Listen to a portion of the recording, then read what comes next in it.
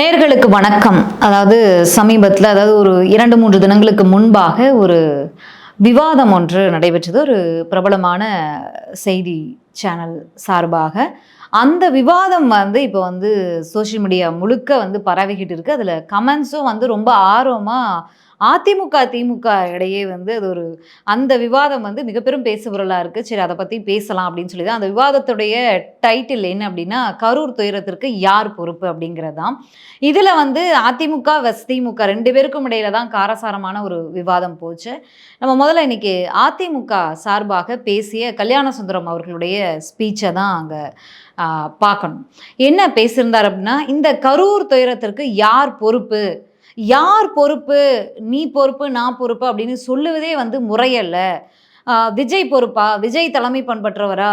விஜய்க்கு தலைமை பண்பு இல்ல அப்படின்னு சொல்றவங்க, தலைமையாக ஏற்றிருக்கக்கூடியவங்களுக்கு விஜய் அளவுக்காவது தலைமை பண்பு இருக்கா? அப்படின்னு அவர் பேசியிருந்தாரு. இதுதான் ஆரம்பிக்குது அவருடைய ஸ்பீச். அதுக்கப்புறமா பல விஷயங்கள் அங்க பேசியிருக்காரு. 3 மணிலேருந்து 10 மணி வரைக்கும் அனுமதி வாங்கியிருக்காங்க அப்படின்னா, அவர் 2:50க்கு வந்திருந்தாலும் விஜய் மேல தவறு சொல்லலாம். இல்ல 10:05க்கு வந்திருந்தாலும் விஜய் மேல தவறு சொல்லலாம்.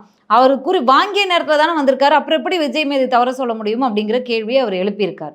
இது சமூக வலைதளங்கள்ல பரவும்போது திமுகவினர் வைக்கக்கூடிய கேள்வி என்னன்னா, கரூருக்கு 8:45க்கு தானே வரேன்னு சொன்னாரு.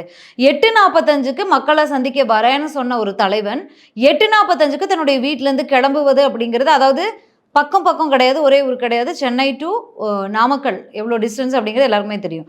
அப்போது இதை முதல்ல கேளுங்க அப்படிங்கிற மாதிரியான விமர்சனங்களும் வருது. கல்யாண சுந்தரம் அவருடைய ஸ்பீச்சுக்கு ஆதரவான விமர்சனங்களும் வருது. அதில் ஒரு பல கேள்விகளை எழுப்பியிருக்காரு. ஏன் அப்படின்னா, அவருடைய எக்ஸ்பீரியன்ஸ். அவர் முன்னாடி நாம் தமிழரில் பயணப்பட்டிருக்காரு. அதுக்கப்புறம் அதிமுகவுக்கு நீண்ட நெடிய காலமாக அரசியல் களத்தில் தீவிரமாக, அதற்கு முன்பு நாம் தமிழருக்கு முன்பெல்லாம் சிபிஎம்லாம் பயணப்பட்டிருக்கார் தன்னுடைய கல்லூரி காலத்தில் இருந்தே. அப்படிங்கும்போது அவருடைய அனுபவ ரீதியாக பல கேள்விகளை அங்கே எழுப்பியிருக்கார். விஜய் தலைமை பண்பு மீது விஜய் தலைமை பண்பு பற்றி பேசப்படுகிறது. யார் பொறுப்பு அப்படின்னு பேசப்படுகிறது. விஜய்க்கு தலைமை பண்பு இல்லை, அவங்க முறையாக டைமுக்கு வரல, லேட்டாக வந்தது தான் காரணம், முதல்ல விஜய் அவர்கள் லேட்டாக வந்தது தான் காரணம் அப்படிங்கிற பொய் பிரச்சாரம் பரப்பப்படுகிறது. உங்ககிட்ட கேட்கக்கூடிய கேள்வி என்ன? ஆளும் அரசை நோக்கி கேட்கக்கூடிய கேள்வி என்ன? விஜய் 3 மணி முதல் 10 மணிக்கு வந்திருக்கார். அது முன்ன வந்திருந்தாலும் பின்ன வந்தாலும் விஜய் மீது தவறு. ஆனால் அவர் சொல்லி அனுமதி வாங்கிய நேரத்தில் கரூருக்கு வந்திருக்கார். அப்போ அவர் மீது அவர் லேட்டா வந்தார்னு பொய் செய்தியை பரப்புவதே முதல் தவறு தானே. ஒருவேளை அவர் லேட்டா வந்திருந்தா கூட, அதற்கும் அவர் லேட்டா வந்தாலும் காவல்துறை பாதுகாப்பு, காவல்துறை அரசு பாதுகாப்பு கொடுக்க வேண்டியது அவர்களுடைய பொறுப்பு. லேட்டா வந்தார் அப்படின்னு சொல்லி பொதுமக்கள் கூடிய இடத்திற்கு பாதுகாப்பு கொடுக்க முடியாதுன்னு காவல்துறை கிளம்பிட முடியுமா? அப்படிங்கிற மாதிரி அவர் பேசியிருக்கார். இதையெல்லாம் ஒரு பக்கம் வச்சுவிட்டு, இவ்வளவு 4-5 கூட்டங்கள் நடத்திருக்காங்க. அதற்கு கூட்டங்கள் கட்டுக்கடங்கமாக வந்திருக்கு. கட்டுப்பாடற்ற கூட்டம், ஒழுக்கமற்ற கூட்டம் அப்படின்னு திமுக சொல்லக்கூடிய அந்த பாணியை எடுத்துக்கிட்டா கூட இவ்வளவு கூட்டம் வருது அப்படிங்கிறது ஏற்கனவே காவல்துறைக்கு தெரிகிறது.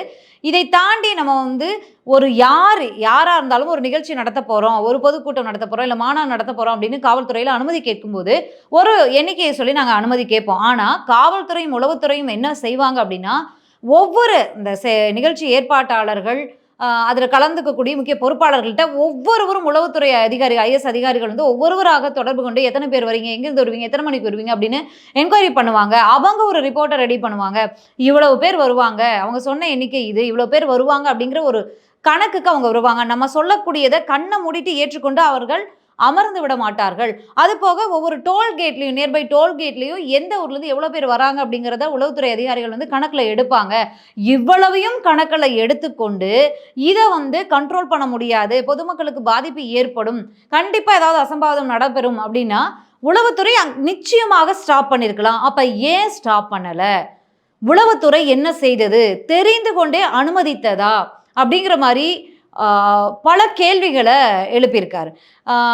இந்த கேள்விகளுக்கும் திமுக தரப்புல இருந்து பதிலடிகள் கொடுக்கப்படுகிறது, ட்ரோல் செய்யப்படுகிறது. இதெல்லாம் பேசிட்டு பழனிசாமி, எங்களுடைய தலைவர், எங்களுடைய பொதுச் செயலாளர் அவர்கள் பிள்ளையார் சொல்லி போட்டாச்சு அப்படின்னு, கொடி பறக்குது அப்படின்னு சொல்லி ஒரு ஸ்பீச்சை கொடுத்துருக்கார். அப்போ திமுக தரப்புல இருந்து என்ன வருது அப்படின்னா, அதிமுக விஜய் அவர்களோட ஆதரவை கேட்டு ஆட்சியில் அமரணுமா அப்படின்னு ஒரு விமர்சனத்தை பண்றாங்க. இதை நாங்கள் தூசுக்கு கூட நாங்கள் இந்த மாதிரியான விமர்சனங்களை எல்லாம் நாங்கள் மதிக்கிறதே கிடையாது அப்படின்னு அவர் பேசியிருக்காரு. இப்படித்தான் வந்து நம்ம கேட்கக்கூடிய கேள்வி ஒன்றாக இருக்கும். ஆனா வரக்கூடிய பதில்ங்கிறது வேற மாதிரி இருக்கும். திமுகவிடம் ஆளும் அரசிடம் கேட்கக்கூடிய கேள்வி என்ன? உளவுத்துறையும் காவல்துறையும் என்ன செய்தது? ஏன் வந்து அசம்பாவிதம் நடக்கும்? இல்லது கட்டுக்கடங்காத கூட்டம் வருது, அங்க வந்து மூச்சு திணறல் ஏற்படுது, மக்கள் சோறு தண்ணி இல்லாம அவதிப்படுறாங்க, வெயில்னால பலர் மயக்கம் போட்டு விழுகிறாங்க. இவ்வளவையும் பார்த்த பிறகும் காவல்துறையும் உளவுத்துறையும் ஏன் விஜய் அவர்களை உள்ளே அனுமதித்தது? அந்த நிகழ்ச்சியை ஏன் ரத்து பண்ணல? அவங்க நினைத்திருந்தா செய்திருக்க முடியுமே, பெரம்பலூர்ல செய்தாங்களே, ஏன் இங்க செய்யல அப்படிங்கிற கேள்வியை அவர் எழுப்பியிருக்காரு. அப்போ திமுகவின் சதி இது அப்படின்னு எடுத்துக்கலாமா? திமுகவுக்கு தெரிந்தே நடந்திருக்கிறது இது அப்படின்னு எடுத்துக்கலாமா? இது உளவுத்துறை ஃபெயிலியர் இல்லையா அப்படிங்கிற மாதிரியான அவருடைய ஸ்பீச்சை அங்கே வச்சிருக்காரு.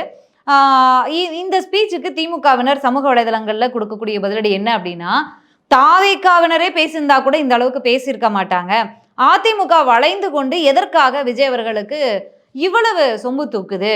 இந்த மாதிரியான கமெண்ட்ஸை தான் வந்து அவங்க வச்சிருக்காங்க. அப்போ எடப்பாடி அவர்களுடைய இந்த நிலை அப்படிங்கிறது தாவேகா கூட்டணிக்கு வந்தாதான் ஜெயிக்க முடியும் அப்படின்னு எடப்பாடி அவர்கள் இந்த அளவுக்கு இறங்கி போறாரு அப்படிங்கிற மாதிரியான விமர்சனங்களும், கல்யாண சுந்தரம் அவரை வந்து ட்ரோல் பண்ணியான விமர்சனங்களையும் பார்க்க முடியுது. ஆனா அங்க அவர் எழுப்பிய கேள்விகளுக்கான பதிலாக எந்த ஒரு விமர்சனமும் வரல, கருத்துக்களும் வரல அப்படிங்கிறது ஒரு கவலைப்படக்கூடிய ஒரு விஷயமாக தான் இருக்கிறது.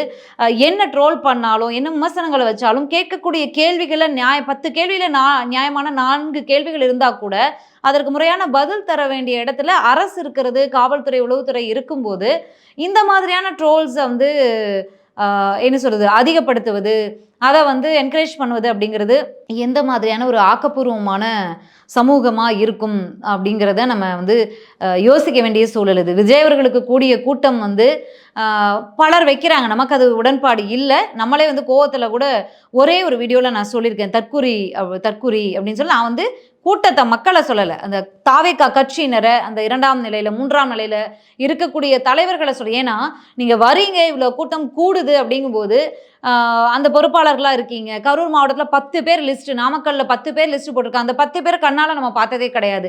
10 பேர் இல்லை, ஒரு 100 அந்த க்ரௌடுக்கு கண்டிப்பாக ஒரு 200-300 பேர் இறக்கி கட்சியினரை செயல் வீரர்களாக அந்த களத்தில் நிப்பாட்டியிருந்தாதான் கண்டிப்பாக இந்த அசம்பாவிதம் நடைபெறாமல் தடுத்திருக்க முடியும். அப்படி இல்லை, ஒன்றே இல்லைன்னா அந்த நிகழ்ச்சியே ரத்து பண்ணியிருக்கணும். அப்படி இல்லை அப்படின்னா நீங்கள் இந்த 12 மணிக்கு போட்டிங்க இல்லையா ஒரு ட்வீட் எல்லாம் வந்து தாவேகாவினுடைய அஃபீஷியல் பேஜிலிருந்து காவல்துறையில் அனுமதி கேட்டது 3 மணிக்கு வருவாங்க, 3 மணி டு 10 மணி அனுமதி கேட்டிருக்கீங்க, 3 மணிக்கு வருவாங்க அப்படின்னு மக்கள் வந்து எதிர்பார்க்கும்போது விஜய் அவர்கள் 12 மணிக்கே வந்து விடுவார் அப்படின்னு அஃபீஷியலாக ஒரு ஸ்டேட்மெண்ட்டை வந்து அவங்க போடுறாங்க.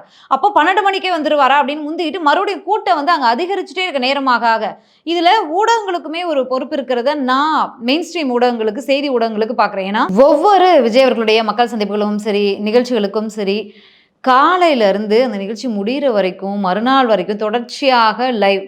அந்த லைவில் சற்று நேரத்தில் விஜய்னு அந்த விஜய் பாட்டையெல்லாம் போட்டுக்கிட்டு தொடர்ச்சியாக மக்களை வந்து அப்படியே என்கேஜாக வச்சுக்கிறீங்க. நீங்கள் வந்து வேற எந்த செய்திக்கும் போகாமல், வேற எந்த விஷயத்துலையும் அவங்கள ஈடுபடாமல், சற்று நேரத்தில் வருகிறார்னா அந்த கட்சியினரை விட, அந்த கட்சியினர் கூட ஆர்வத்தில் அங்கே போய் நிற்பாங்க, பார்ப்பாங்க, எல்லாம் பண்ணுவாங்க. இல்லை போக முடியாதவங்க வீட்டிலேருந்து பார்க்குறாங்க அப்படிங்கிறதெல்லாம் பார்க்குறோம். ஆனால் மக்களையுமே வந்து ஒரு மற்ற செய்திகளை நோக்கி ஓட விடாம சற்று நேரத்தில் பேச போகிறார், காலையிலேருந்து அதே போட்டுக்கிட்டு இருக்காங்க. ஸோ இப்படிங்கும்போது இது ஊடக பொறுப்பு அப்படிங்கிறது எங்கே இருக்கு? விஜய் அவர்கள் ஊடகங்களை போட்டிருக்க வேண்டாமா? விஜய் அவர்கள் கரூரில் 3 to 10க்கு தான் பேச வரார். அப்படிங்கும்போது 8:45க்கு தான் நாமக்கல்ல, 8:45க்கு அவர் ஸ்பாட்டில் பேச வேண்டிய இடம், 8:45க்கு தான் வீட்டிலேருந்து பேசுகிறாரு. அப்போ இன்னும் அங்கே போகிறதுக்கே 4 மணி நேரத்துக்கு மேலே ஆகும். அங்கே போய் அவங்க ஏர்போர்ட்லேருந்து எப்படியும் வந்து ஆல்ரெடி வந்து எல்லாம் செட் பண்ணி வச்சுருப்பாங்க. அவங்க அங்கேருந்து போகிறாங்க, ரோட் ஷோ மாதிரி போகிறாங்க. அங்கே போய் பேசிட்டு நீ அங்கேருந்து கிளம்பணும். நாமக்கலுக்கு எத்தனை மணிக்கு வருவார்? இந்த டைமுக்கு தான் வருவார். மக்கள் ஒரு அடிப்படை தேவைகள் இல்லாமல் அவதிப்படுறாங்க. அப்போ அங்கே கூடியிருக்கக்கூடிய மக்களுக்கு ஒரு செய்தி ஊடகமாக, ஒரு ஜனநாயகத்தின் 3வது தூணாக அங்கே இருக்கக்கூடிய மக்களுக்கு ஊடகங்கள் வழியாகவே ஒரு செய்திகளை விஜய் அவர்கள் இன்னும் வருவதற்கு கிட்டத்தட்ட ஒரு 7-8 மணி ஆயிடும். அப்போ இவங்க காலையிலேருந்தே காத்து கிடக்காங்க. அப்படிங்கும்போது உணவு, தண்ணீர் எதுவுமே இல்லாமல் அந்த கூட்ட நெரிசல் வேற சேர்ந்துக்கிட்டே இருக்குங்கும்போது அங்கே அசம்பாவிதம் நடப்பது போன்ற சூழல் ஏற்படும் போது எந்த முன்னெச்சரிக்கை நடவடிக்கையும் அந்த கட்சியினர் சார்பாக என்னென்ன எடுத்திருக்காங்க, என்ன எடுக்கலை, மக்கள் அவதிப்படுறாங்க அப்படிங்கிறதையெல்லாம் காட்ட வேண்டிய ஊடகங்கள் வந்து ஒவ்வொரு நேரத்துலையும் சம்பவம் நடந்த பிறகு காட்டுவதும், அவங்க மயங்கி விழுந்து ஐசியூல அட்மிட் ஆகுவத செய்தியாக போடுவதும், சில ஊடகங்கள் என்ன பண்றாங்கன்னா, இப்பதான் கிளம்புறாரு, இன்னும் 4 மணி நேரம் நாமக்கல் ஆகும். அங்கருந்து நாமக்கல்ல பேசி முடிச்சுட்டு அங்க போறதுக்கு இன்னொரு சில மணி நேரங்கள் ஆயிடும். அப்ப காலதாமதம் கண்டிப்பாக ஏற்படும் அப்படிங்கிறத போடுறாங்க. ஆனா, அங்க மக்கள் பட்ற அவதிகள காட்ட மறந்துட்டாங்க. உங்கள் விஜய், உங்கள் விஜய்ன்னு பாட்ட போட்டுக்கிட்டு, மீண்டும் மீண்டும் மக்கள வந்து அந்த விஷயத்திலே என்கேஜ்டா வச்சுக்கக்கூடிய ஒரு விஷயத்த ஊடகங்கள் வந்து என்டர்டெயின்மென்ட் மீடியாக்கள் இவங்கலாம் பண்ணுவாங்க. படம் ரிலீஸ் ஆகும்போது தொடர்ச்சியா ஒரு வியாழக்கிழமை ரிலீஸ் ஆகுதுன்னு வைங்களேன், சண்டேலேருந்தே போட்டுக்கிட்டே இருப்பாங்க. படம் ரிலீஸ் ஆகுது 3 நாள், 4 நாள், 2 நாள், 1 நாள் அப்படின்ட்டு. அந்த மாதிரி விஜய் அவர்கள் 7 மணிக்கு வராருன்னா, காலையில 12 மணிலேருந்து போட்டுக்கிட்டு இருந்தீங்கன்னா, என்ன ஒரு இத இத வந்து ஊடகத்திலிருந்து வந்ததுனால, அதே செய்தியிலேருந்து வந்ததுனால, இத வந்து ஒரு எல்லைக்கு மேல பேசவும் முடியல. எல்லாருக்குமே பொறுப்பு இருக்கு அப்படிங்கிறத உணர்ந்துக்கணும். தமிழக வெற்றி கழகம் வந்து எங்களுக்கு எந்த பொறுப்பும் கிடையாது.